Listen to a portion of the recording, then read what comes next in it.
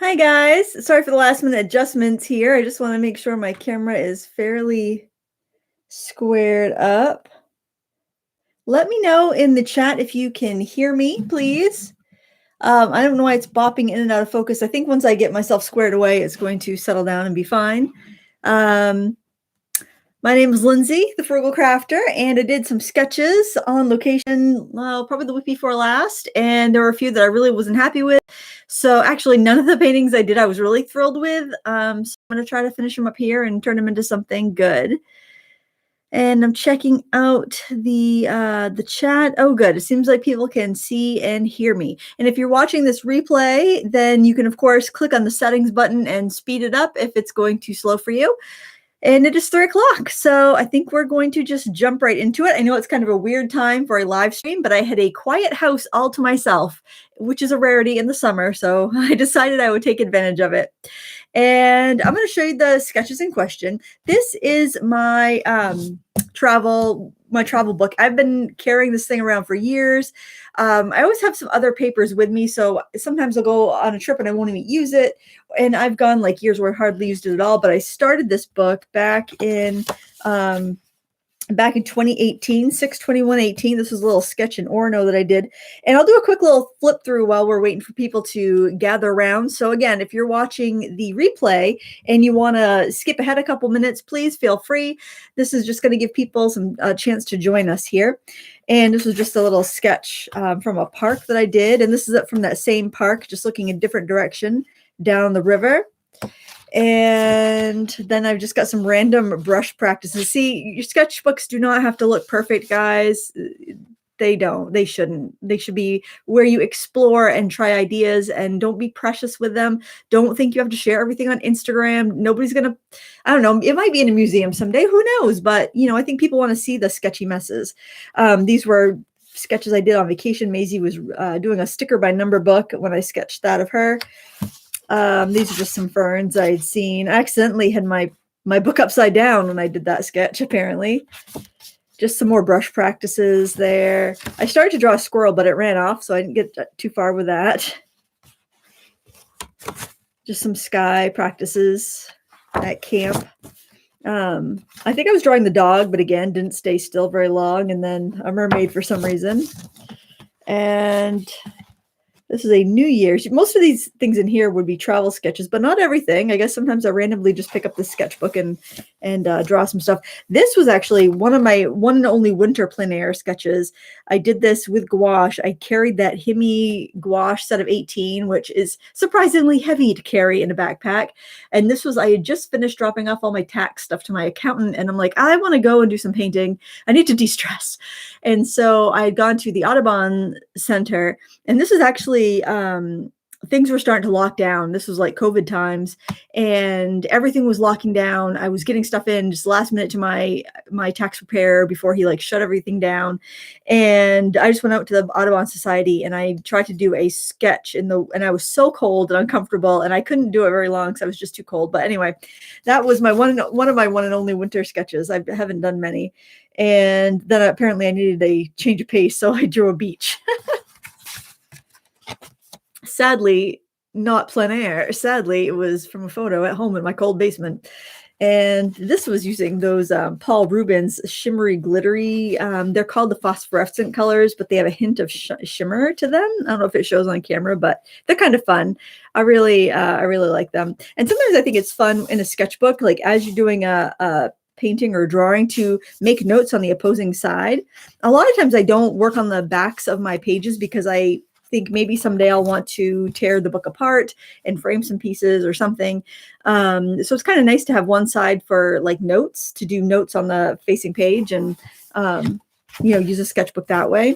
A lot of times I just want to experiment, and I know it's not anything I want to dedicate to a big sheet of paper. And so I'll just kind of play with mixed media. Like this was doing watercolors and colored pencils and ink, and also taking some fluorescent colored pencils and kind of trying to boost the saturation and the lusciousness of something with the neon. So, you just do your experiments. This right here actually was an experiment. I had gotten the Portable Painter Micro, and I was trying to figure out a limited palette, because you can do 6 half pans, or you can do 2 full pans and 2 half pans, or you could do 4 half pans and 1 full pan. And that's what I decided to do. I use this combination. This is kind of actually, it's a really handy combination. You can get lots of good mixes with it. I used ultramarine blue, rose red, which is like a quinacridone rose, cobalt turquoise, cad yellow, and burnt sienna. And I put the ultramarine blue in a large pan, but I only put it in like half the pan so that I could mix up a really big wash, because that micro palette's really small. It's not really my choice of palettes. This is my favorite travel palette here. It's the portable painter, and it's got water cups that hook on the end, but that will cause mischief with my camera focusing, so I'm going to leave it flat and just keep my water buckets off camera. But anyway, I just did that as a little sample to test out that palette. And I actually did end up using that. I went on a whale watch where I saw no whales, but lots of puffins, and I actually brought it out with me. But I think I did that in a smaller sketchbook. Again, just playing. I don't think I was really into painting that day, but it was on location. It was out at camp again with the water lilies, but I was just kind of, I don't know, crapped out on that.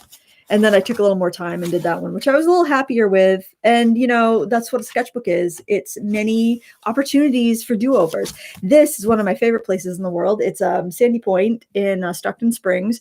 It's in the bay, Penobscot Bay. And there's just like old piers that's broken down. There's a big osprey nest. It's just really, I don't want to say secluded, but it's always deserted, you know, or there might be a few people out with their dogs, but it's never busy, even on the hottest of summer days. And I just love it. And there are trails and whatnot, the seaweed, and it's tidal and brackish, but it's not like open ocean or anything. It's just a beautiful place. I love to go. This was I think it's a wild geranium. It was just growing in my yard, and I sketched it. And then this was one of the sketches I did on my plein air session. And sadly, I didn't take a photo when I was sketching, but Maisie was working in her sketchbook, and I got a quick pen and ink drawing. And then I did a quick painting, but she moved her leg, and the leg wasn't right to begin with. Anyway, she moved too quickly, but I feel like I did catch her like kind of studious, bookish essence as she was working in her book. And I took a picture afterwards, but I'm like, oh, why didn't I just grab my phone first and take a picture? That's as far as I am in that sketchbook. I've been working on this for years. I only have a few pages left, but it's a Stillman and Byrne mixed media beta series. And it's a kind of a smoother watercolor paper. Like, it works great for watercolor paper, but it's quite smooth, good for pen and ink. Not quite as thick as your typical watercolor paper, but I really like it. It's a really nice book. And then I grabbed this one when I went out to paint the other day, so it's fresh. You can't get this paper anymore, sadly. It's a Strathmore Wind Power watercolor paper, and I wish they still made it because it was a recycled paper. It was bright white, and it worked beautifully. So this is definitely one that needs some work. This is very meh. I like some of the textures in the sky. That's kind of pretty, but overall, it's just kind of just not happening. I'm not here for it. It needs some help. Hopefully I can help it. Then I've got this. I decided to just zoom into one thing. I think because I started off with this, and this was before I even sketched Maisie. This was just kind of my bad pancake. And it was like too much to throw into such a small piece of paper, I think. And I wasn't editing. I was trying to put it all in, and it was just, since I was trying to put everything in, I couldn't focus down on one aspect, and it was frustrating, and I didn't like it. And probably only about 15 minutes into it, I'm like, that's it. I got to move on. This is not going to happen. It's not going to work. Then I focused in on one tree that was really interesting looking. It was a birch tree. But I was kind of limited on time. I was really rushing, and I didn't really have enough time to do proper line and wash. And I think I might kind of maybe go in there with some ink, or maybe scrape some paint, or do something, maybe even scrape some gouache. I'm not sure, but I'm not happy with how that one's going. And then this one I actually just painted on my porch or my deck last night, and it's all right, but it definitely needs some work. And yeah, maybe hopefully we can rescue that one as well. If you have a question as we're going along, please put the word question in all caps, and then type your question normally, because if you do the whole thing in all caps, YouTube will boot it out. I'll never see it. So just the word question in all caps, and then I'll go in and it'll make me easier to find it than just write your question out with upper and lowercase letters. We have some moderators here. I see Joe Maskey. He is very handy, and with arts and crafts questions and answers. So moderators, other fellow friends in the chat will help you out as well. And then I will take breaks every once in a while and scan through and look for questions. So I'm seeing a lot of wonderful chats going on. And I'm just going to get right into it. So like I said, I will take a few breaks for questions as we go. I think I'm going to start off with the bad pancake, because that one really needs the most help out of all of them. And I'm going to see what I can make of this. I did take some photos, but I think I'm going to just kind of go for imagination. And I've got a big thing of pens here, so I think I'll start in with some pens and see how we go from there. I'm going to grab a couple different sizes of pen. I generally don't go too small when I'm working on the watercolor paper, because especially if it's a traditional one, because it is a little bit rough and it can damage the pens pretty easily. So I think I'm going to start by adding in some details. Since I did that study of the birch tree, I feel like I really got quite a bit of the essence of it. So I think I can go in and add enough detail to make it work. And if it doesn't work, well, you know, I'm not really out anything, right? I'm not that thrilled with this. It's not like this was some thing I worked a long time on and I'm going to be out.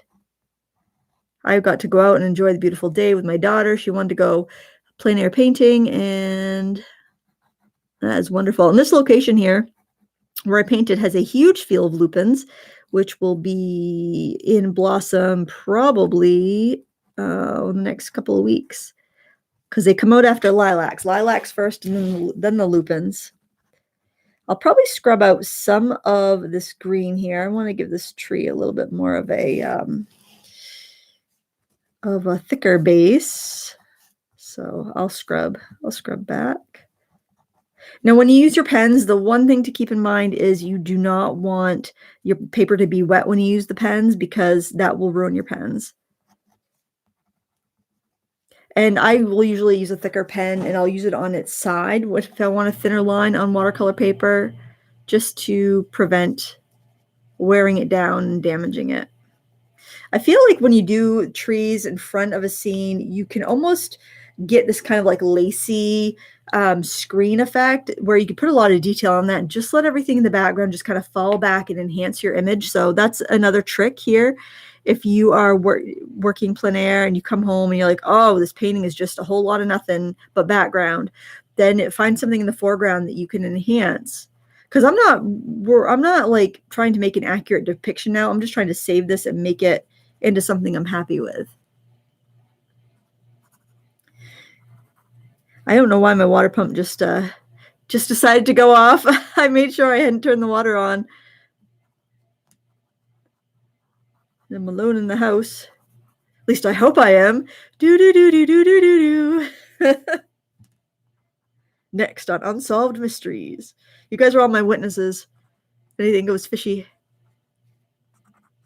I haven't heard a dog barking, so I think we're good. And I did get a new shelf, for those of you following the saga of my my collapsing shelf in the other room. Jason surprised me. I came home on Mother's Day. I'd been out visiting my mom and sister, and he replaced the shelf. He put one of those utility shelves from Home Depot or Lowe's, I'm not sure which, in the area, and put all my books back on it in the order that I had them in, which was like impressive, because that shelf was pretty full.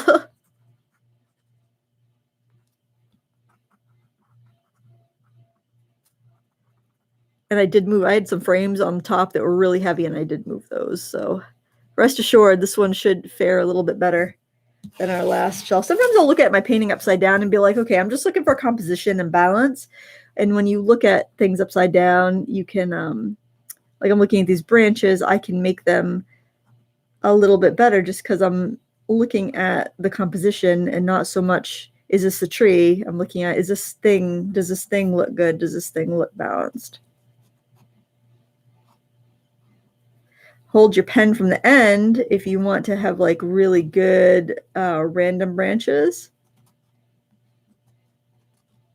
It's funny the amount of change that we've had just this week in our trees. Like the leaves have gotten so much bigger. Everything's like budding out and just blossoming. It's wonderful. It's still cold, but we're getting there.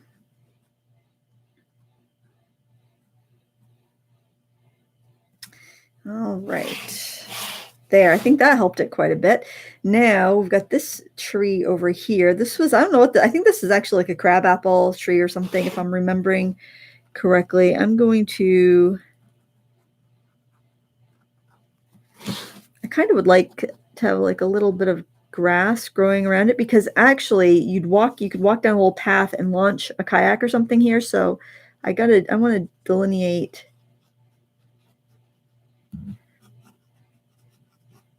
I think some of the foreground from that part back there, because there's like a little path that goes in there that I'm remembering. I've launched my kayak there many times, so I should have a pretty good memory of it. I haven't had the kayak out this year yet. Keep seeing ads for this kayak that is, you snap together and you can carry it in your car. I need a convertible kayak. I need a convertible kayak to go in my convertible car. I also want one of those stand-up paddle boards. I think those look so awesome. My paddleboard, I gotta have it in a big vehicle. I can take it in the Jeep though, but I think I'm gonna ask my son's girlfriend if I can borrow. I'm gonna put a rock here. I think I'm gonna ask her if I can borrow her stand-up paddleboard. See if it's something I'd like. For some reason, they're more expensive. I mean, they're blow-up paddle boards. They're more expensive than the hard-shelled ones. I'll put a rock there too. All right, this is starting to come together. Yeah, we need some rocks on the side of our little path there, I think. On the side of our boat launch. Let's make that into a rock. Let's make that into a rock. Okay, we're getting somewhere. Put some more grasses over here.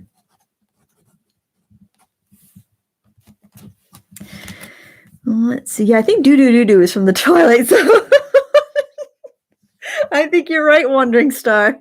I think so. I used to watch all those. Oh my gosh. My dad and I would watch Sci-Fi Theater. I don't know if any of you guys remember that. I don't even know what station it was on, or if it was a local thing or what, but it was like these sci-fi movies on Saturday or Sunday afternoons. And if anybody knows the name of this, I would love to watch this movie again. So let's see if the hive mind knows this.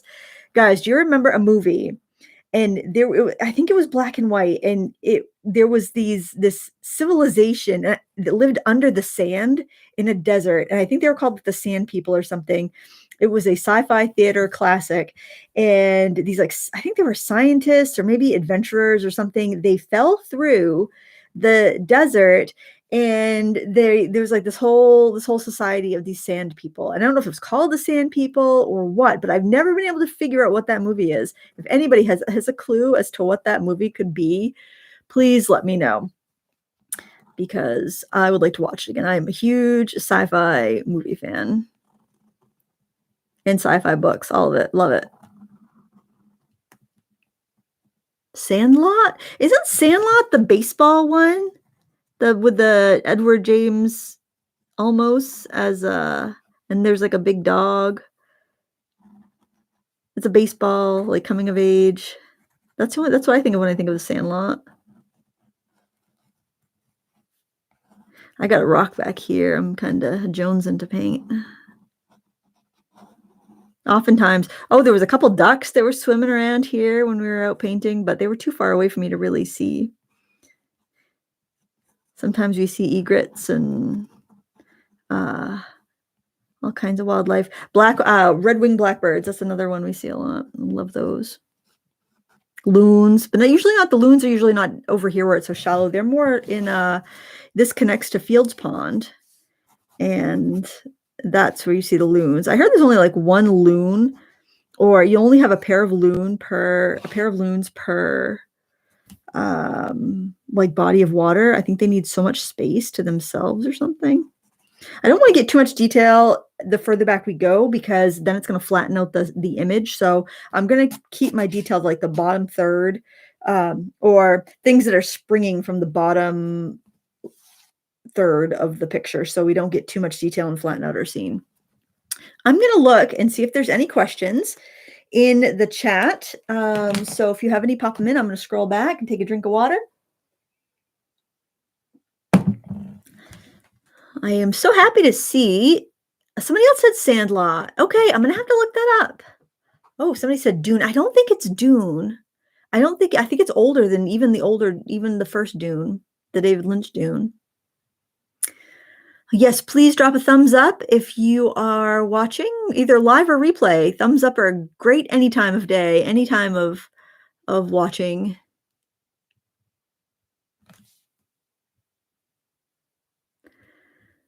Oh, good. Can't hear the water pump. I love that. I think often, like the live stream and the webcams, those mics, I think they do a good job at canceling out background noise like that. All right. I don't think we have any questions yet. If I missed it, you can always repost.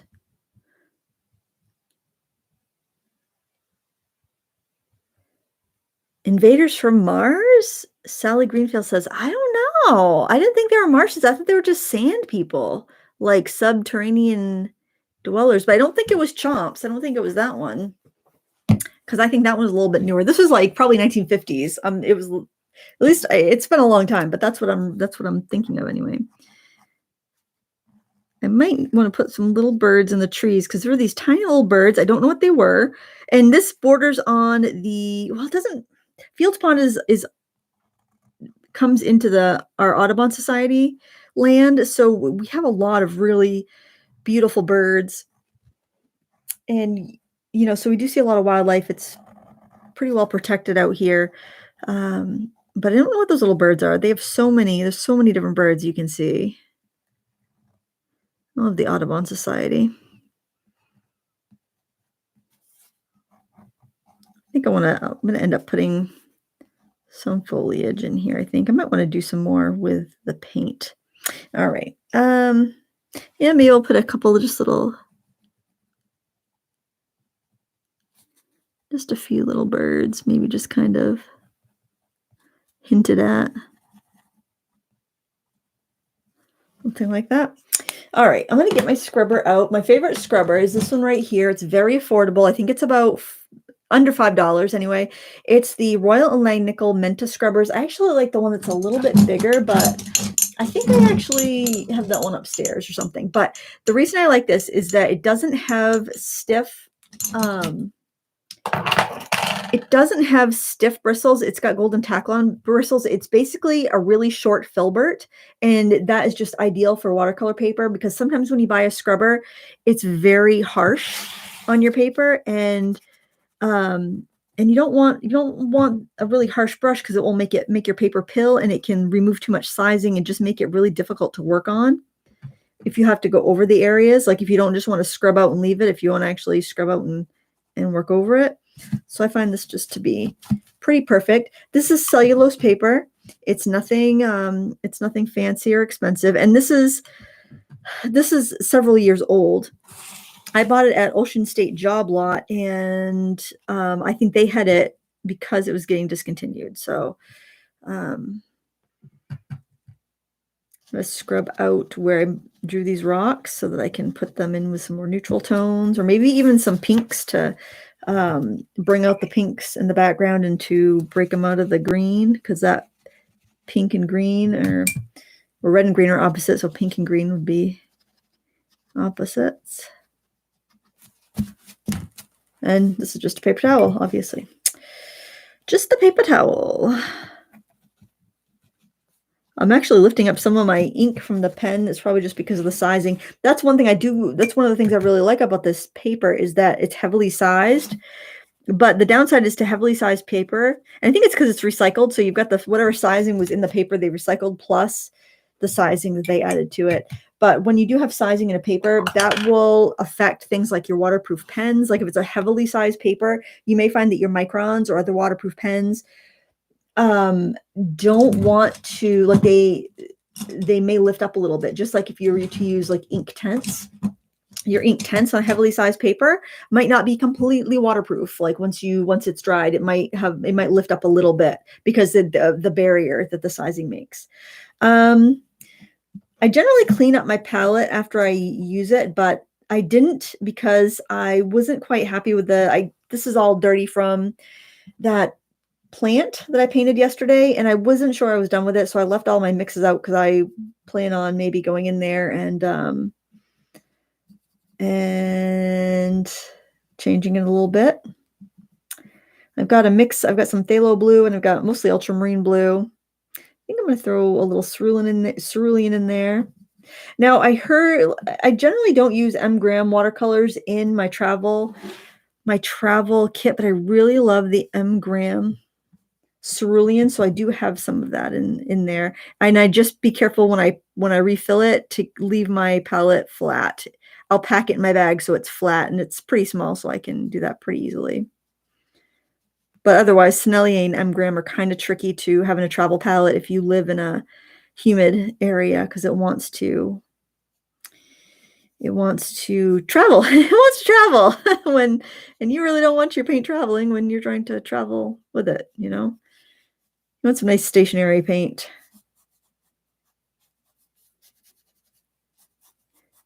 Then I'm just using a flat brush or an angle or flat, doesn't use whatever you have, with a little chisel side to side motion just to keep the ripples in there, but to pump up that blue a little bit. And here is kind of the, you can see the bottom of the stream. It's very shallow in here, so it's kind of murky and mucky. And I have that in there for that kind of muckiness, but I'm going to try to integrate that a little bit better.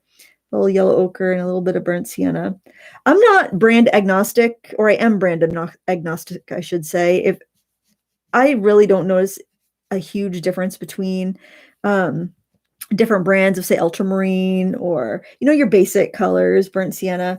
I actually have a lot of Da Vinci in this. I think my ultramarine and my burnt sienna, let's see what else. I think, well, those might be my only two Da Vinci's in here, but Da Vinci dries really well in a travel palette. It will almost crack sometimes in a traditional palette, so you don't have to worry about the slurping out of color like you might get with, well, you probably will get with Sennelier or M-gram. And it is a very affordable paint as well. All right. Get a little bit more blue in there. The blue with the burnt sienna will neutralize because burnt sienna is kind of orangey and blue and orange are opposites, so it will get kind of gray. But that's all right. I think that bridges that kind of sandy muck into the other parts of the stream pretty well.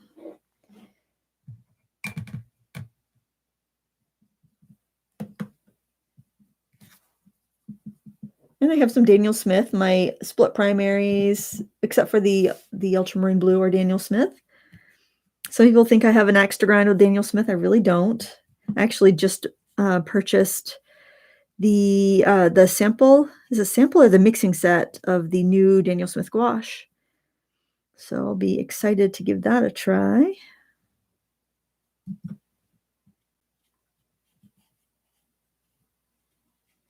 And I'm very chatty today, so feel free to mute me if it's not your thing, if you just want to watch the painting unfold.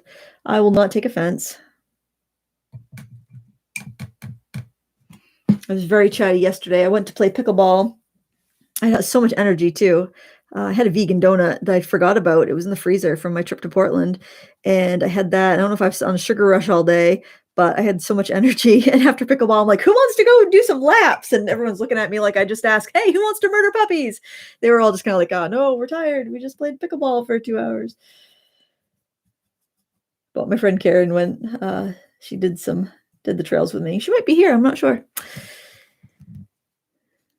One of my plein air friends. I'm painting these rocks in here. I'm going to do a little bit of pink on some of those rocks. A little quin rose or rose red. This is I think this might be a quin magenta because it's actually quite a bit of a purple undertone to it. And you can, like, when you go to refill your palette, and like you want to change colors, but you don't feel like scraping out everything. If you are in the ballpark, I'm going to show you my real scary palette that was like secondhand to me, and I just love it.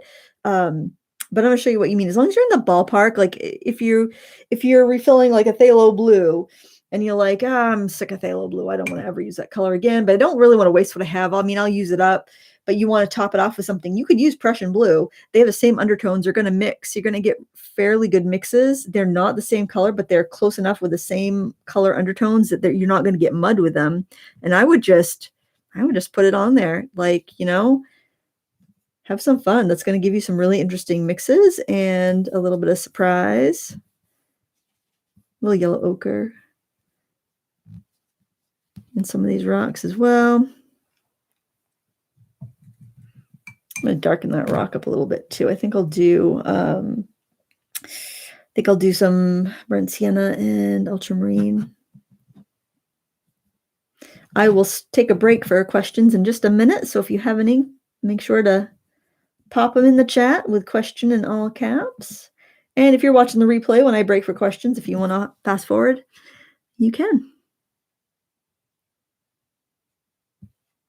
I like to use a flat when I'm doing rocks because it does just automatically help you get that little bit of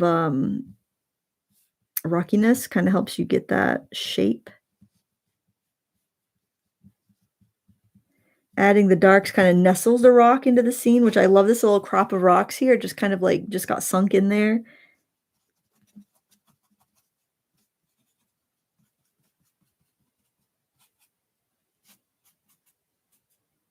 Oh, you know what? I think I actually like that the way I had it before. I'm going to scrub that. I'm going to lift that back out.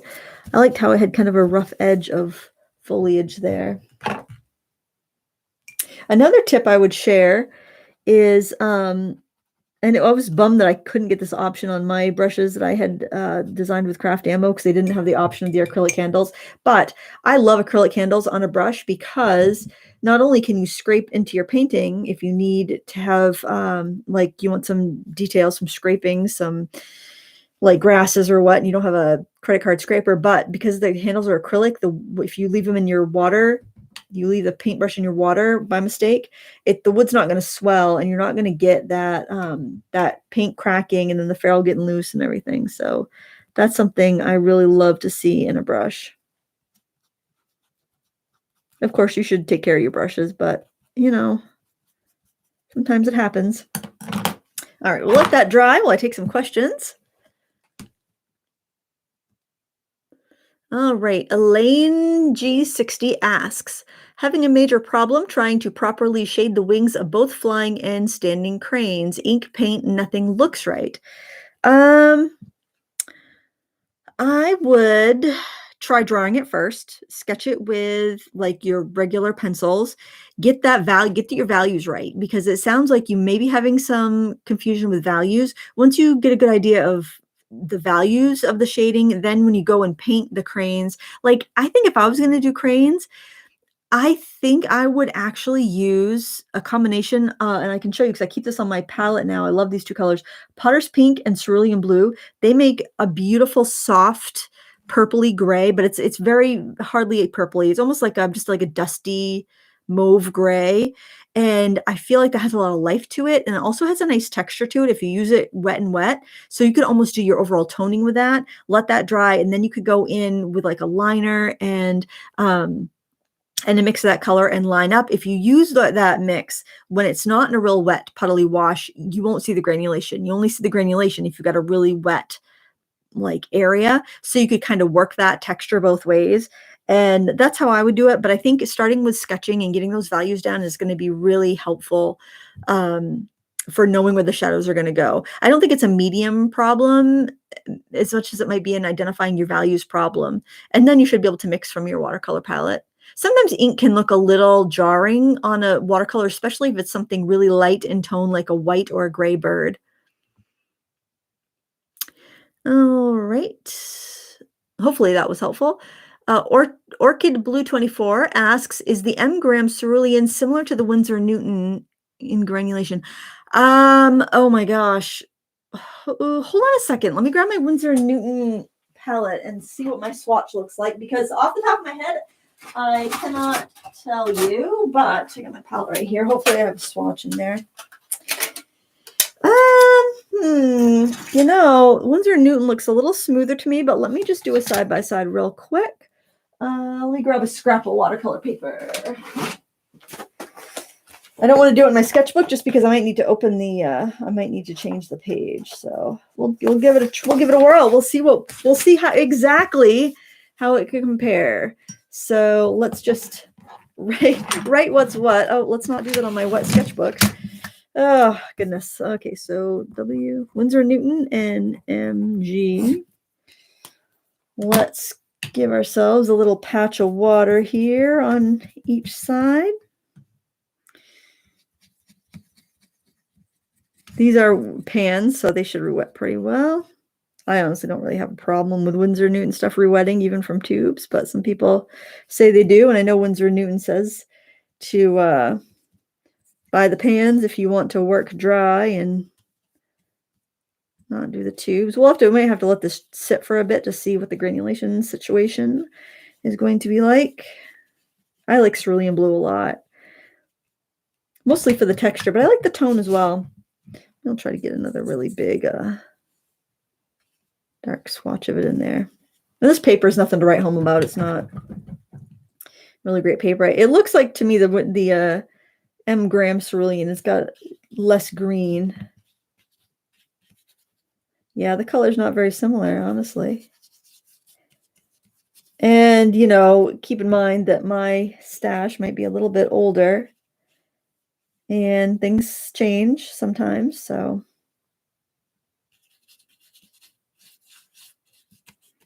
Yeah, different colors for sure. Winsor & Newton's more green. Granulation-wise, it looks like it's going about the same as it's drying, but we can look back at that towards the end of the video. Just remind me in the chat, and we can take a look and see if it is more granulating, if one's more granulating once it's got a chance to settle out and dry. But yeah, I'm surprised at how different those two tones are. Obviously you could take the M gram, you could add a little yellow to it and shift it a bit if you wanted to. Almost looks like the Winsor & Newton might be granulating a little bit more. We'll have to see. Time will tell. All right.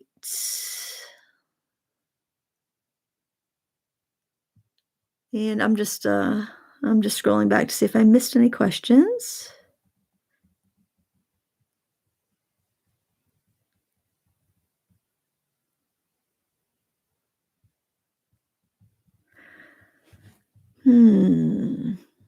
Oh, the Zen has a scrubber. I hadn't seen the scrubbers in the Zen line. Colleen's wondering what palette am I using? I'm using a portable painter palette, but I've got a mishmash of different brands.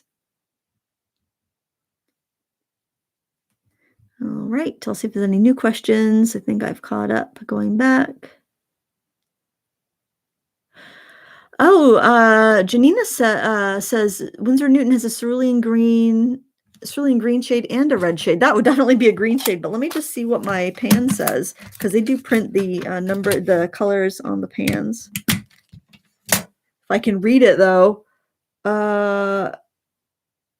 cerulean blue cerulean. Huh. It doesn't say a shade. Well, I don't know. This was in my set of 24 I bought back in 2017, but they have changed the colors in the 24 tin. So I don't know.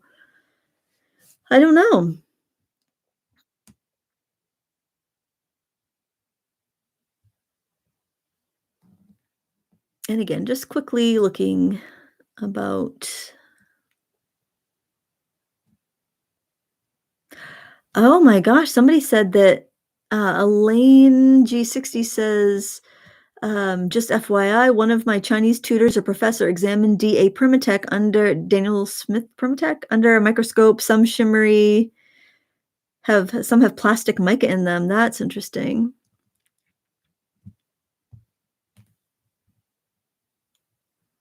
All right.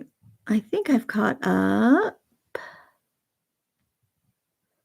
Can you read? Oh, Paulo's wondering if I can read the paint number. Boy, I don't see like a 3-digit code. There is a longer digit code.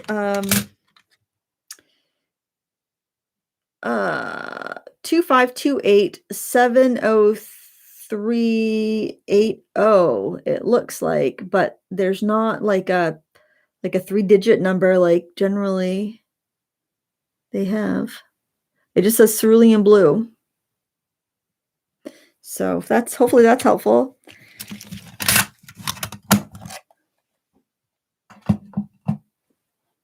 Oh, Joe says the red shade is labeled as such. The green is default with Winsor Newton. I own the red shade. Oh, good to know, Joe. I wonder how that compares.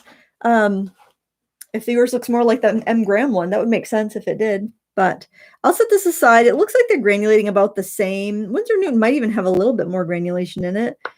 Could be, you know, how I've painted it out as well. But definitely different tones there. Okay, are we dry? I think we're pretty well dry. I will take more breaks later to answer questions. So don't worry if you think of something along the way, you can ask it. I'm going to take a small synthetic brush because I don't want to get too much water in here, and I want to define this tree a little bit more. And I'm going to do the burnt sienna and ultramarine blue. Portable Painter recently came out with these slim pans. I think it was like last year, and I absolutely love them. You can get a lot in there, and if you like Inktense, like I have a little, I snapped off a piece of an Inktense block. Inktense blocks fit perfectly in those slim pans, and the slim pans do not fit in a lot of the other boxes. They don't fit in, say, the 12 count Cotman Sketcher box, and I checked it because some people asked me to, but it does fit in the larger Cotman Studio set. It will fit in the brush slot. So if you've got one of those palettes, and the White Nights thing might be, because I think White Nights uses the same palette, or the same, has the same gaps there for brushes, but it fits in the Winsor Newton Cotman Studio one, which is, I think, is really fun. I added some vintage Cotman tubes to my set because of that. Boy, Cotman used to have some really nice colors back when they had different series of colors before they got rid of the cobalts and the cadmiums and made everything one series. They really were nice. I don't think they're awful. Some people think they're totally awful. I don't think they're awful, but they're definitely not as nice as they used to be. Of course, the price hasn't gone up for like 20 years. That's probably why. Just kind of some skimpflation going on, but it's a shame. It's a shame to see things go down in quality. I actually filmed it's kind of like a vlog type thing. It was after Sat Chat one day. I haven't published it yet, but I filmed a video, just kind of like a discussion topic about how it seems like many art supplies have gone down in quality recently.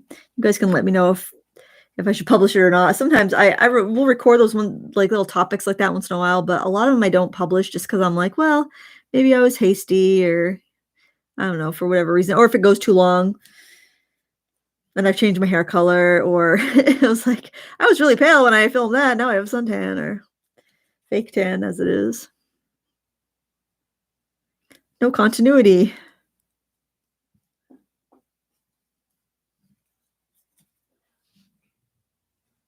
I'm just thickening up some of these pen branches on this tree because it was a really darkly branched tree. I might actually go in with some gouache, because if that's an apple tree or a crab apple tree, it would have some really pretty blossoms in it right about now.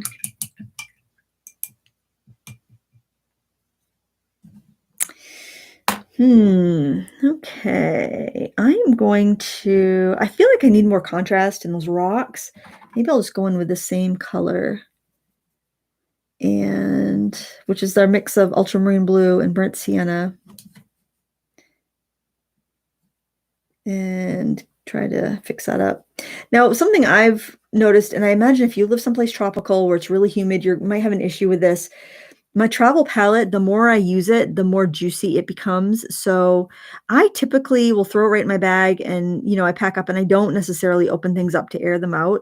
I guess I've been pretty lucky. The only paints I've ever had go moldy on me were some Yarka paints. I used to get those. There was a set I bought from my local paint store. It was a long time ago, and it was like a set of 16 colors, and I had it in my travel bag, and it some of the, I think it was like raw umber, and it might have been like the raw sienna or yellow ochre or something. One of those, to a couple of those colors, kind of got a little bit of like a mildewy,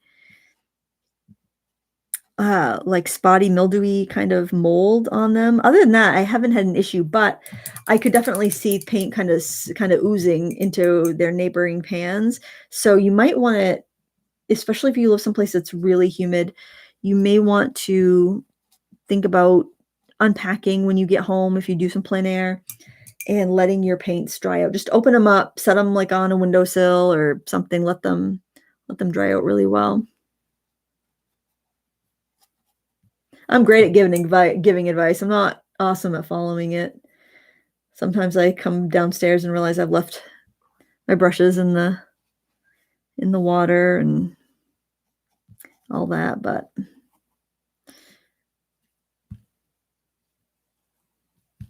other than that, I haven't really had a mold issue with any of my watercolors, and I've dropped my palettes out of a kayak before in various palettes, and rarely do I have an issue.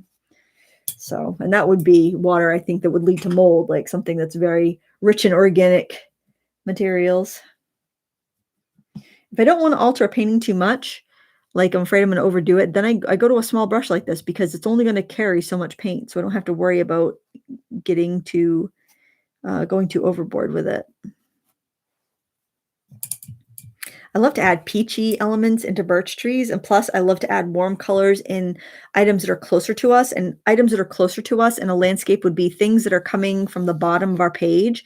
The furthest away from us is things at the horizon where the sky and the water meet. That would be where things vanish to. Our vanishing point would be someplace on that line.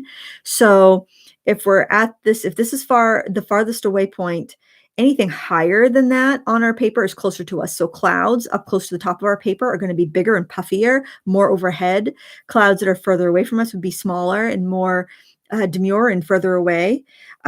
Trees growing from the bottom of this are going to be closer to us. Trees coming out here or here are going to be further away the closer they get to that horizon line. So just a kind of a easy way to remember how big something should be.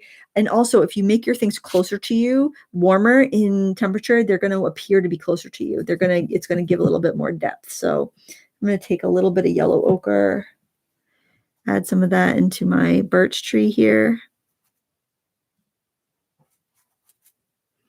Actually, I'm going to go with a bigger brush. I don't think I can screw, well, knock on wood. I was going to say, I don't think I could screw up a birch tree, but stranger things have happened. Hold my beer. Let's see.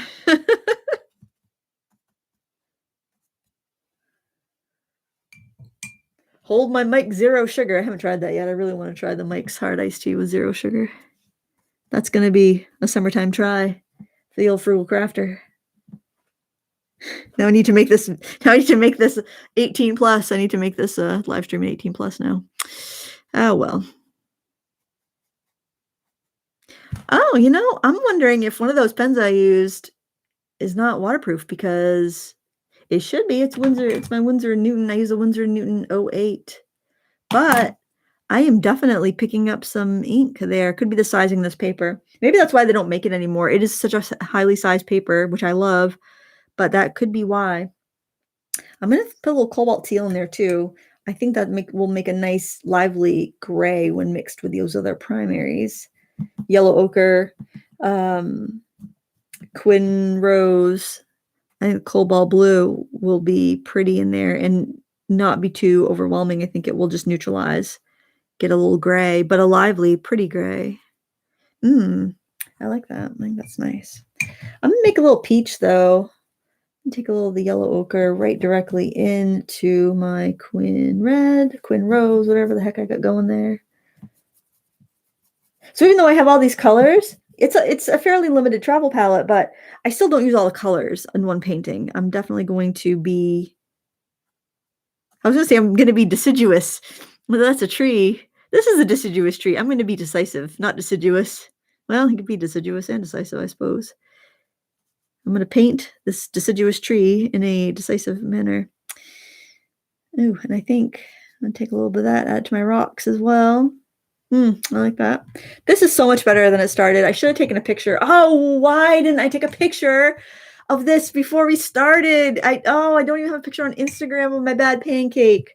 I'm gonna have to take a screenshot. Oh, now I'm bummed about that. I think I'm gonna do some leaves on this, and this just had like little yellow leaves. I'm just gonna use my cat's tongue brush from my craft ammo set and some lemon yellow to start off with. Actually, I think I might make a juicy puddle and just kind of flick some of it on there. I'm not really going to be messing with the background too much, so I'm just going to try not to hit my microphone or computer with it.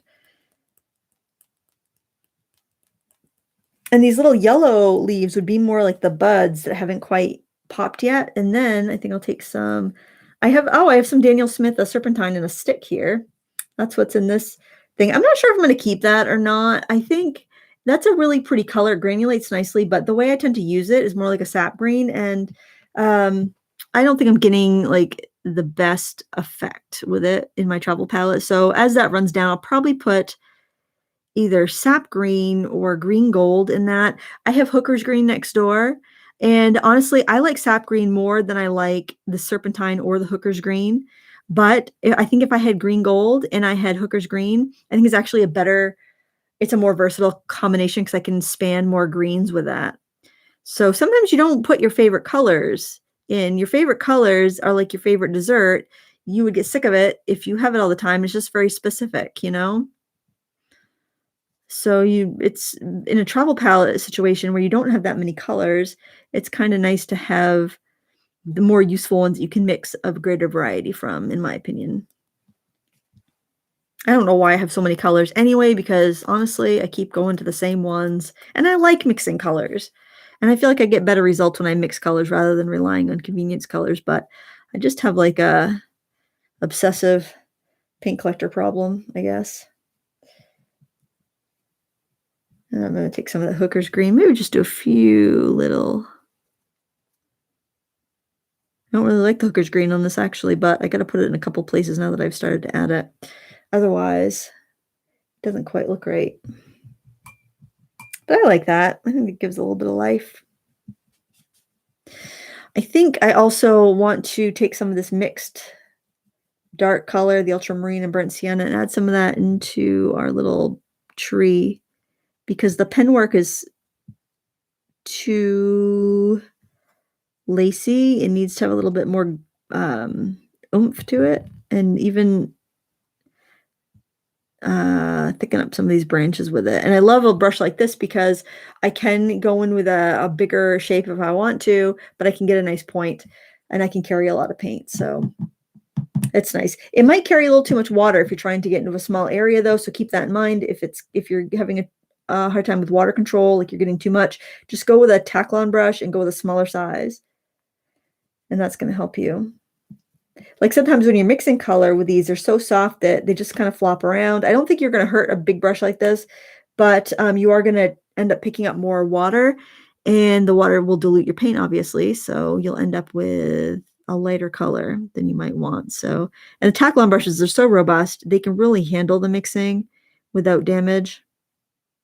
So even if you are like natural hair brush die hard, it's still a good idea to have some synthetics around just for mixing. I have a few natural hair brushes in my stash from days of old day, but I personally don't buy any just because they're byproduct of the fur industry, but I don't judge anybody else for what they want to do. My watercolor paper has gelatin sizing, some of it does, so I'm not like I'm not judging anybody.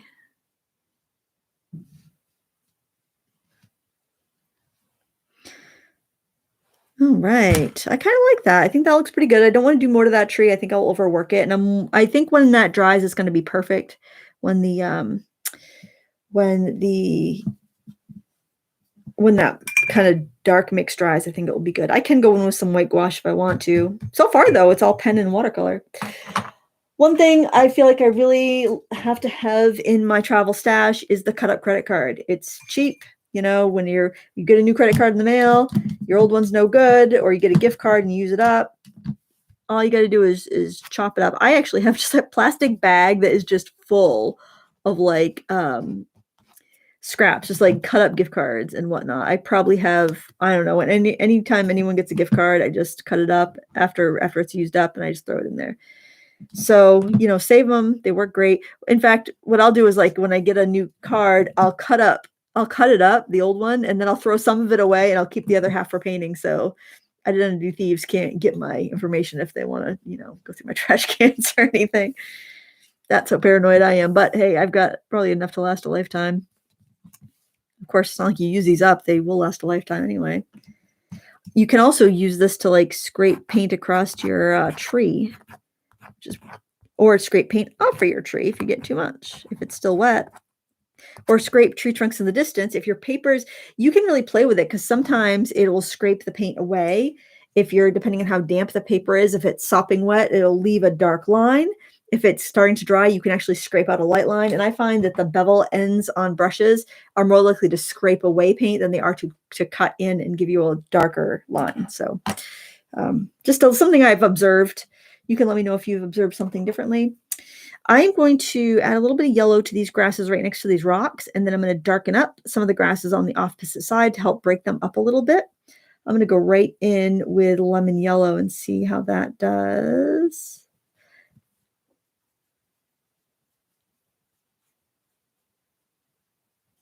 Going right over my paint from the other day. And then I'm going to take some of this lighter green mix and add that right up to the tree trunk so I have some nice contrast there, but then I will add in some darker. Got to make sure that's dry before I add the dark behind it though. So think of contrast when your work is not popping, you're not happy with it. It could be a situation where it's like you just don't have contrast, and that's why everything's looking flat and boring. Really a little shadow or reflection under that rock. And I skip around because I don't want to be rushing in to paint something next to something that's wet, and then you'll have to do everything over again because I just rushed it and everything bled together. A little bit of shadow under that rock too. And under that one back there. I think I might do a little bit of green mixed into that dark shadow color right on this little edge where the water is coming to the shore back there. And I'll take a break for questions in just a minute. So go ahead and pop your questions in the chat if you have them. Again, type question in all caps, and then type your question.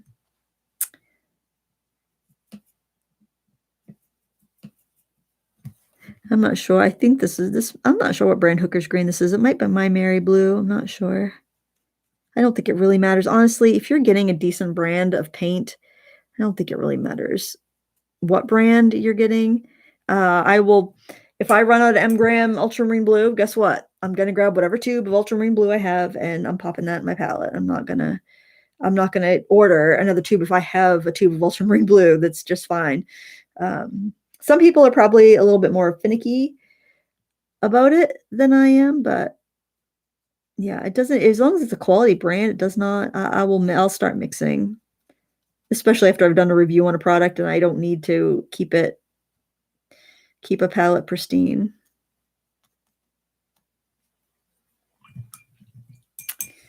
I'm thinking about using some gouache and doing some cherry blossoms there, or apple blossoms there. So if you have an opinion on that, you can let me know in the comments if I should leave it pure or if I should go in with some gouache. And I'm going to go check for your questions now. So if you're watching the replay and you want to pop ahead a little bit, feel free.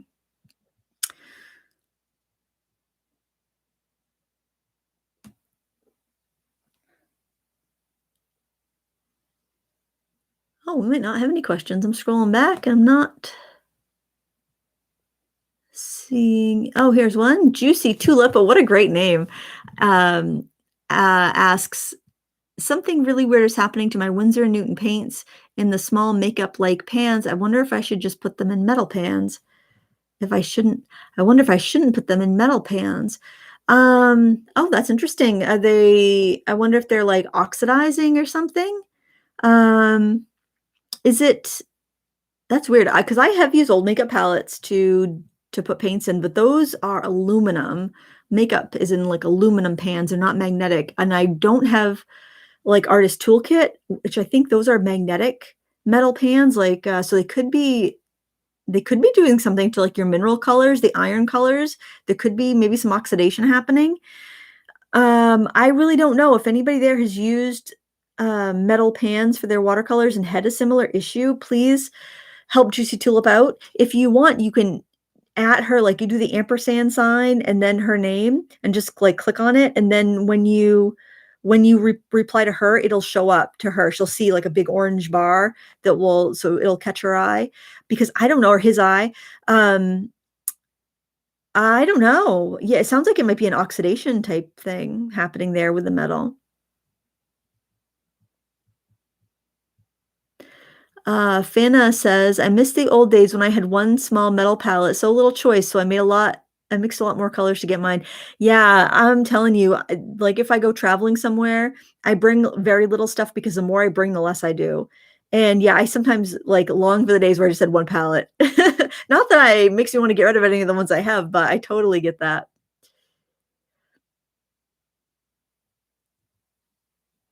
Oh, Kaylin says I could probably get a screenshot of my painting. Yeah, I could definitely do a screenshot and then crop it or something.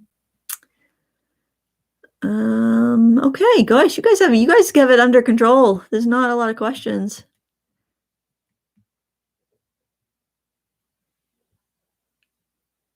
Oh, Joe's gonna swatch the M Graham and the Winsor Newton ceruleans and post it in the Lindsay's Frugalites group on Facebook.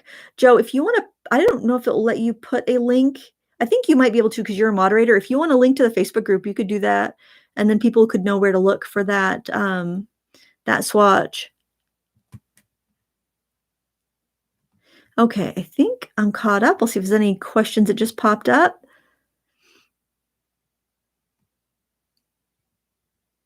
And I'm really looking for question in all caps because I'm just scrolling through pretty quickly. So if I miss your question, just you can repost it and make sure the question's in all caps. Ooh, people's talking about handmade paints. That's exciting. That's a whole rabbit hole to get through. All right, I didn't see anybody give an opinion about the gouache. Oh wait, somebody said definitely add some gouache. Just say no to gouache.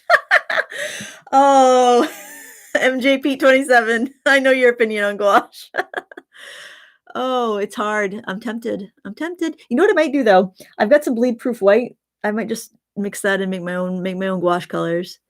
Dolores asks, what's a mixing tray I'm using? This is a 3D printed tray that has been resined. This is from Sean's 3D printing on Etsy. He sells a lot of different palettes that will fit in Altoids tins, and this is a tray that he sent a bunch of his wares over for review.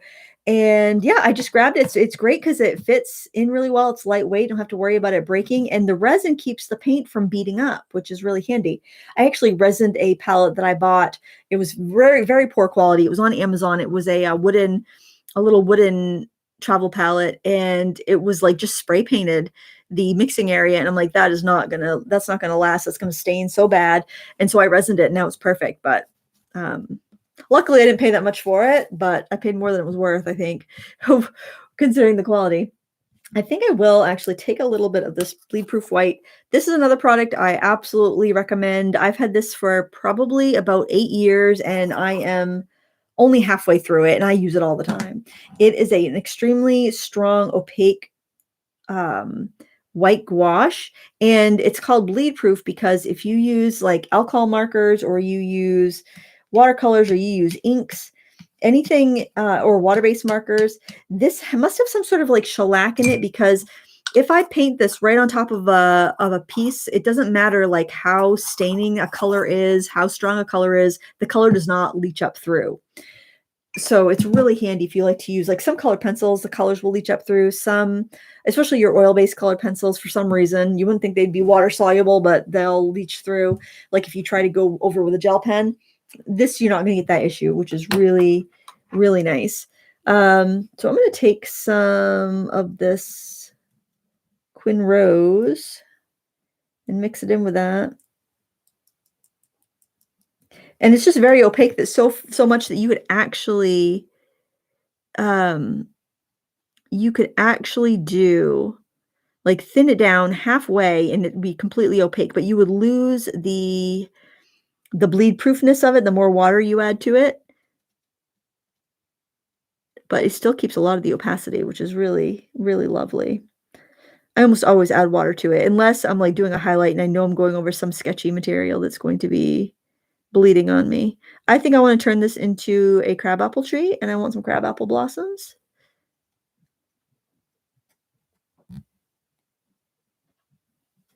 I'm hearing my dog upstairs. I think it's my dog.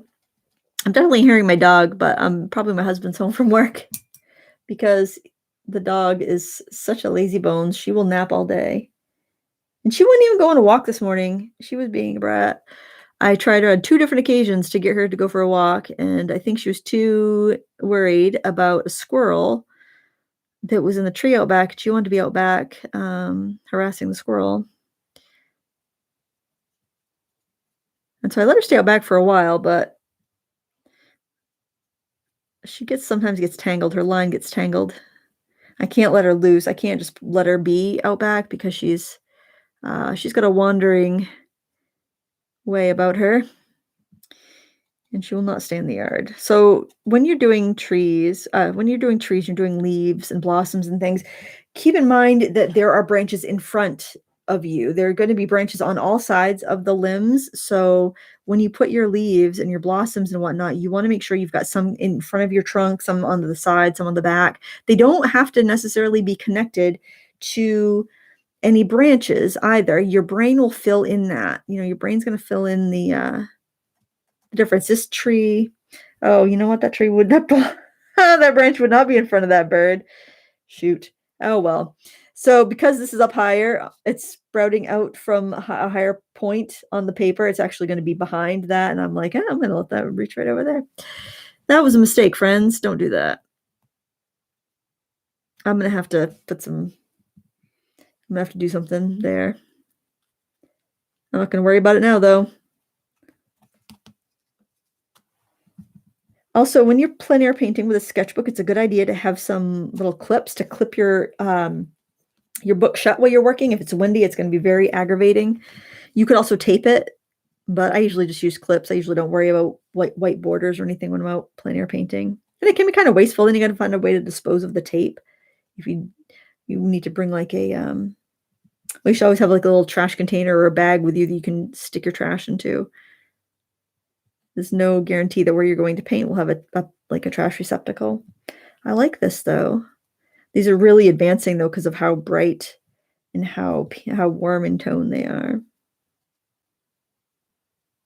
I want to leave kind of peekaboos through the branches though to the landscape beyond.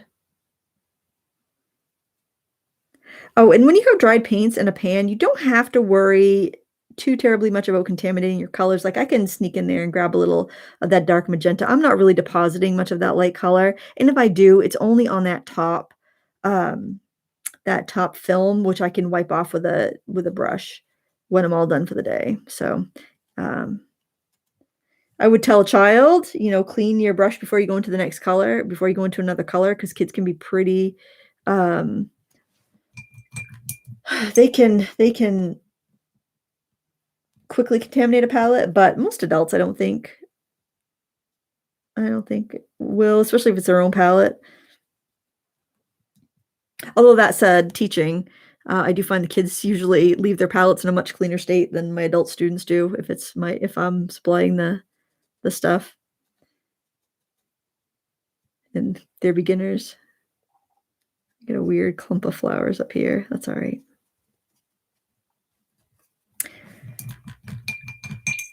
Kind of like that.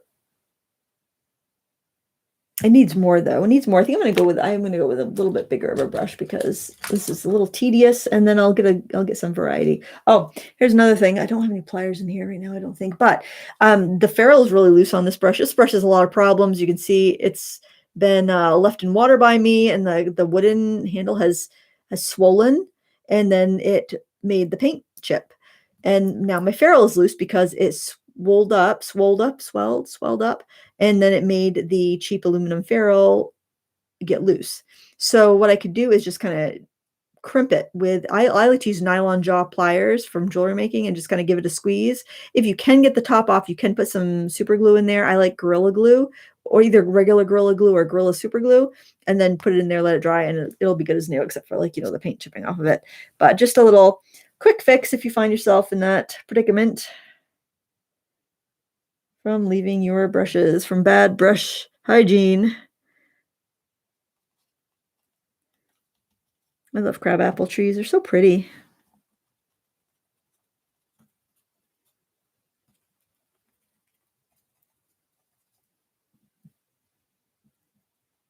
Make sure to get some variety in there of strokes.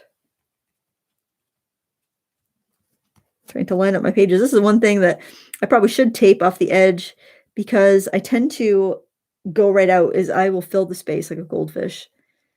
I saw this thing once, and if anyone's tried it, I would love to hear whether you recommend it or not.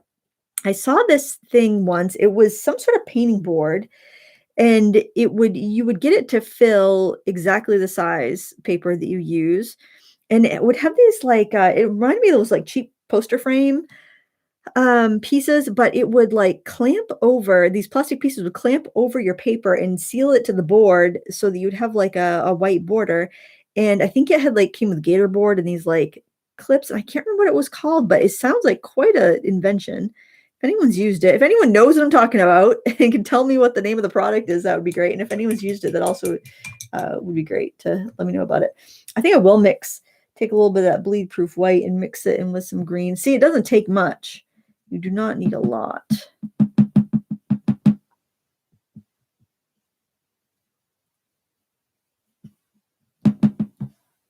I'm actually going to clean that up right now.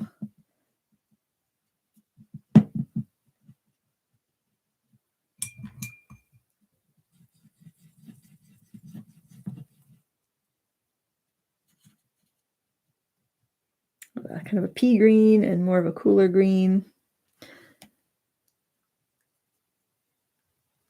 And add some of that in there too, just to add a little foliage to the blossoms. There isn't that much foliage though. It doesn't seem like in a crabapple tree. It seems like you're seeing mostly the pinks.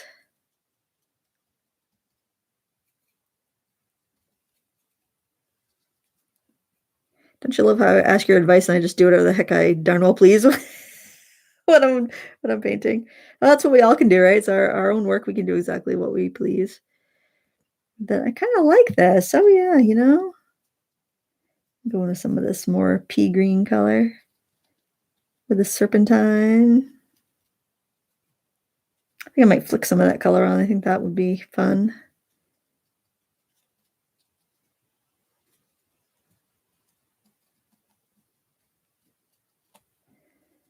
All right, now I wanted to do some darker green back here, give it a little bit of contrast. Oh, I need a better brush. This brush is not very good. This one has a better point to it. This is, it's a big brush, but it has a good point. Needs to be wetter though.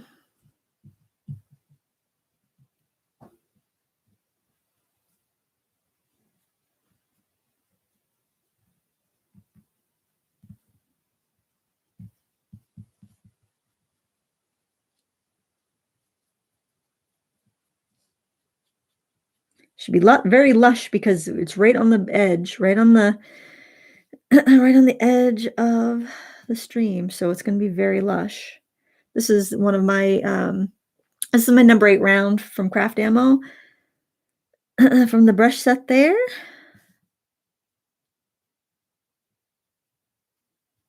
It's a workhorse brush. I think everybody's got a big round brush that they can use. I'm going to fill in this area down here with that dark too. Really give that rock a little bit of contrast. There's all these awful rocks, and I would take the pickup truck down and I would try to back in when I had like a bunch of kayaks and paddle boards and stuff to unload. And there was always these I love rocks, but man, not when I'm trying to back a pickup truck up.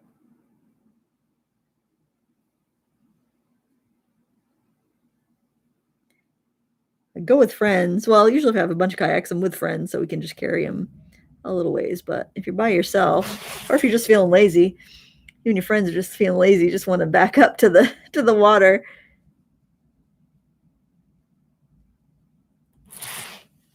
Okay, you know what? I think I'm gonna call that done. I think I like the way this is. I think I like how the blossoms kind of made little bushes there. This weird little rock feels like it needs a little bit of, I don't know, something to nestle it in. It looks like it's just the tip of a rock sticking out of a grassy area. But okay, I think we rescued. What do you guys think? Yay or nay? Was that a successful save? I think it works. I'm gonna quickly look and see if we have any questions, and then we'll go and try to fix our birch tree, I think. That one doesn't need quite as much finessing as this monstrosity did, but I really like the way it is now, except for that bird that's hiding behind that branch. But you know what? It doesn't even really bother me. I think it's fine. Okay. Great save, Jerry says. And he says, it's beautiful. Thank you. Oh my gosh. Thank you guys. Oh, wonderful. The transformation is great. I appreciate it. And of course, the replay will be available if anybody wants to watch it happen again, or if you came in late and you want to see what we did. Paula Lister says, it's called a mount board, Lindsay. Answer to your question, Andrew Pitt walks you through how to make one. Thank you so much. I will look for that. Yeah, that would be really cool, I think, to have, especially if you use a lot of the same sizes to make up a bunch in those same sizes.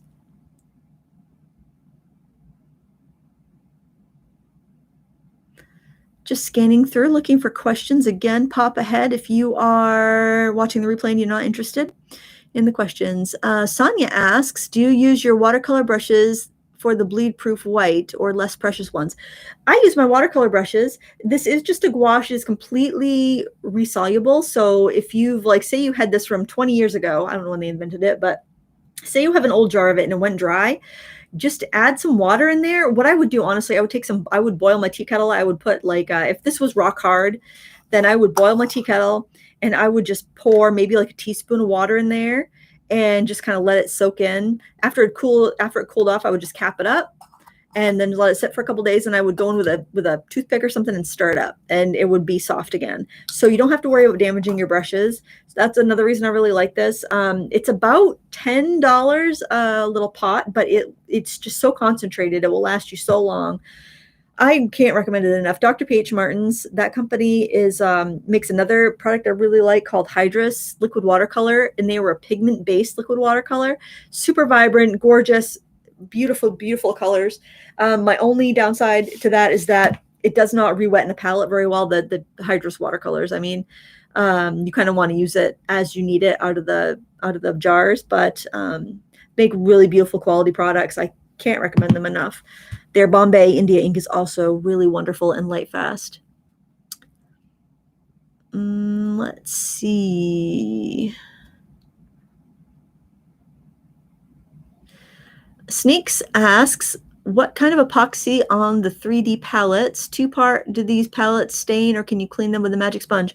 They will stain a little bit, but you can totally clean it up with soap and water. It'll get the stains out, or use a magic eraser if you want to. I think you can use any epoxy. Personally, I've used the UV resin myself just because it's one part. It's easy. I just put it under my UV light or put it outside in the sunshine and it hardens up. And it's because you're going to see everything. It's not a deep cast or anything. I think any resin's going to be fine.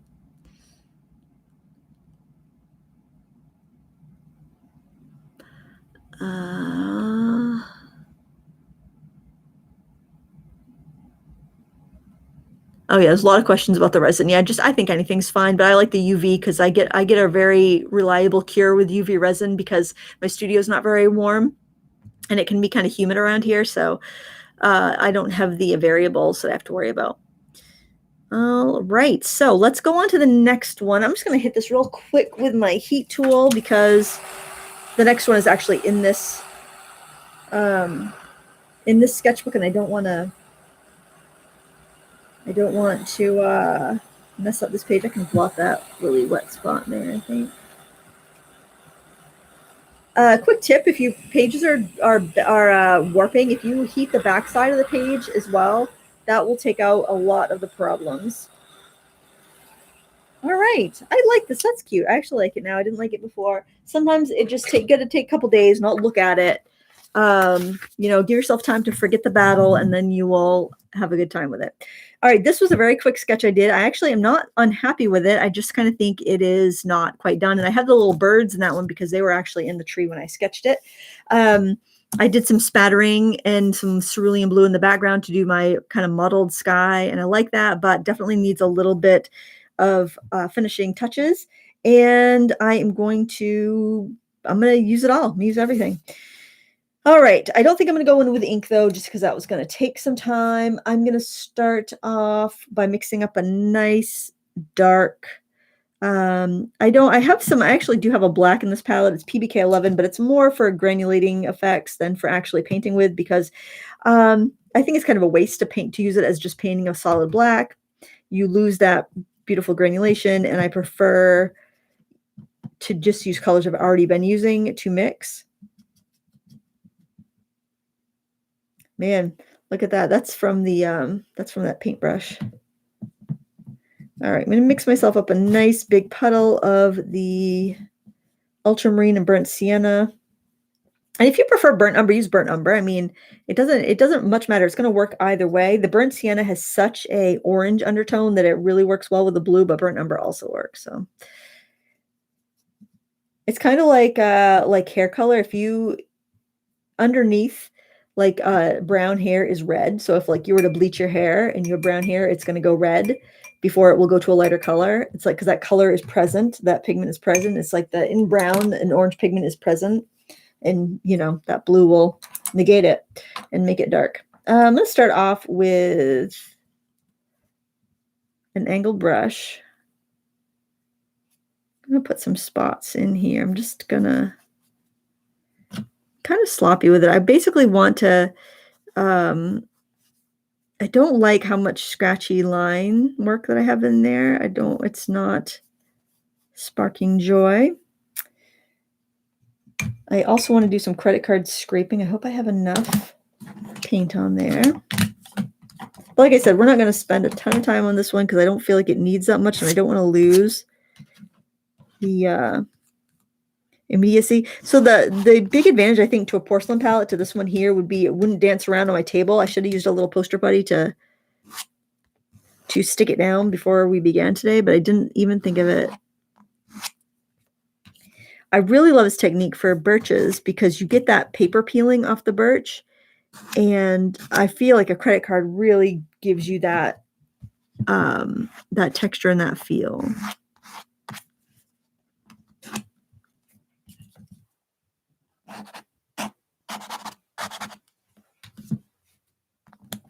And the scraping actually does impart some texture, which will not be washed away even if we add more color and we end up like scrubbing and stuff. That texture's still there from the scraping. I like that. Now I want to get, I think I want to get a little of that cobalt in there. I liked what we did before. I really should have rinsed my brush off better before I did that, but c'est la vie. And think about like you're making a patchwork quilt and you want a little bit of this color here, you want a little bit of that color there. So we're making a patchwork quilt. I want to do some peach. I'm going to take the magenta. I'm going to take the yellow ochre. Never give up on those bad pancake paintings. Never give up on that painting because think of it, you probably had a great time painting it, right? You had a good time. You're out in the sunshine. You weren't home doing work. You weren't at work doing work. You were having time for you that nobody else could infringe upon. It was your time. And so it's a real bummer. Your painting doesn't come out that great. You had a great time. Don't give up on those paintings. Just come back to them later when you're feeling a little better. Wait until you forget the struggle, forget the battle, and come back later.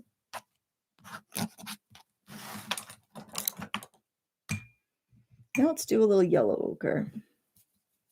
And notice I'm using my palette mud we've got all this juicy, gorgeous grime on our palette, but this palette is all from these paintings on location. So, and the same colors, I use the same colors over and over again. So I know I can get back into that mud and it's going to go and it's going to neutralize my colors and make my colors work together.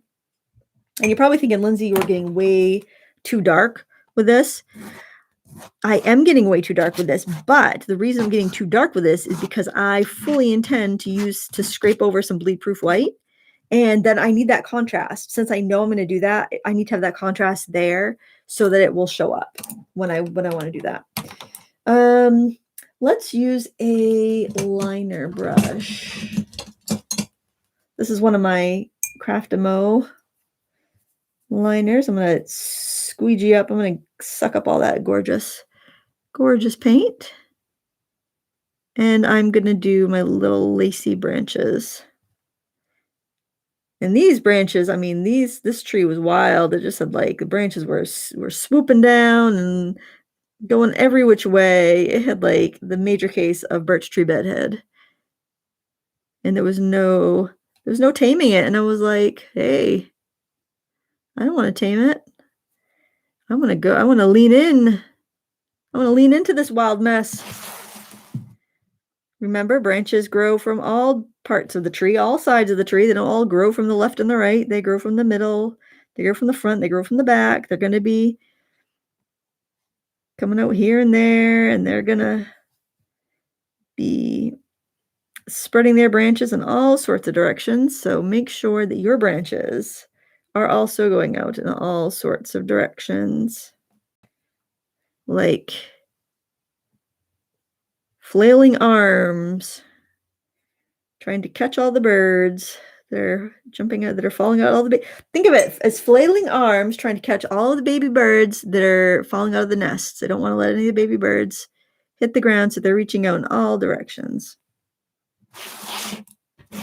While I've got this brush out, I also want to put some grasses in. I do want to avoid the white that I've mixed in on the palette, though. I want to kind of keep it fresh.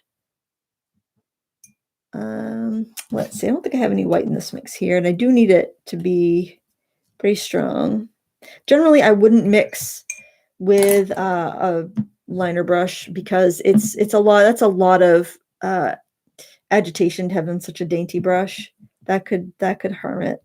So I switched to a bigger brush, especially on that Daniel Smith stick that's a little bit it doesn't re-wet quite as easy as the other paint that I have there, but I'm going to soak up a bunch of it, and I'm going to throw in some beautiful dainty grasses. They grow really well around trees because if it is like a groomed situation, the mowers aren't getting in that close. I'm going to go right over the tree trunk because remember, grass will grow on all sides of our tree. It's not growing just to the right and the left of the tree. Just think when you're stuck, when you're doing this from home and you're like, oh, I don't remember exactly how that tree looked and I forgot to take a picture. Just think logically. How do the branches grow? What color are the leaves? What is the texture like? And just ask yourself these questions of logic, and then you can fill in the blanks. Your brain knows this stuff. You may not observe it that often, but your brain knows it. Just like if something doesn't look right? You've got that information within. And then the more you really question yourself and you're thinking, okay, how does this go? The more you'll observe the next time you're out and you're like, oh, I'm going to pay attention because I had a hard time remembering last time. So I really want to make sure I know, and you'll remember, you'll think of it. All right. I am going to scrape on some bleed proof white. I need to make myself a space on my palette though, in order to do that. So I think I'm done with this magenta here. So make myself a little space there. And I don't put my brush right into this unless I'm like at the end of an illustration. I know there's no chance of contamination because I don't want to contaminate this precious, precious pot of paint that, will probably last as long as I do. Probably will it to somebody. Some lucky recipient of my will. Only get a quarter of a pot of bleed proof white.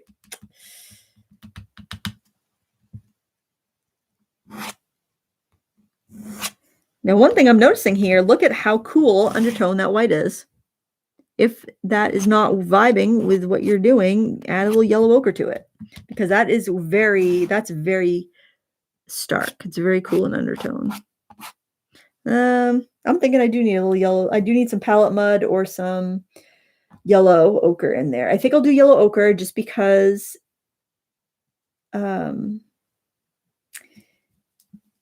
I think palette mud might, I do need a little bit of contrast. I just want to warm it up. You could also use like a buff titanium, which I always like. I think it's hilarious that so many people are like against using white. Like, oh, you're using white. Oh no, the vapors. But they'll use buff titanium. Buff titanium is just unbleached titanium. It's titanium white. Just it hasn't been fully brought to that cool, crisp white, but it's still an opaque gouache, essentially. So I always think that's hilarious where people are like, some people are very much like, well, I would never use white, you Philistine, but it's like, but buff titanium, oh, totally, I'm game, I believe that we don't yuck on anyone's yum. Use whatever you want to use. Don't use it if you don't want to use it, but that might not occur to people. Like, they might be using buff titanium and be like, oh no, my work is absolutely pure, transparent watercolor. But no, not really. If you want to use it, use it. But you shouldn't feel bad about using it. That's the thing. You shouldn't feel bad about using it. Shouldn't you judge anybody else if they want to or don't want to? I was just making fun too. It's not like I was teasing a little bit, I suppose, but I used to be a pure transparent watercolor person, but I no longer am. It's not for me anymore. I left that dogma behind. And I'm happier for it, but if you don't want to, if you want to do it that way, please don't cancel me, watercolorist of YouTube. I don't think anybody that's a pure watercolorist is really watching me, so I guess I'm pretty safe. They've long jumped ship.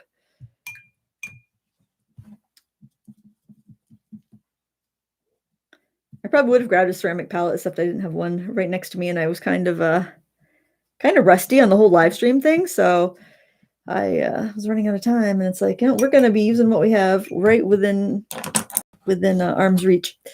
I'm liking this, but I like a mixed media. I'm like a mixed media person. I love it. I love not having rules. Not in my art. I don't want rules. I have enough rules in my life. I put enough restrictions on myself anyway that this does not need to be a place where I have restrictions on myself. I hold it together all day long. This is where I get to be wild and have fun. And I think that we all need that space where there are no rules, where there is no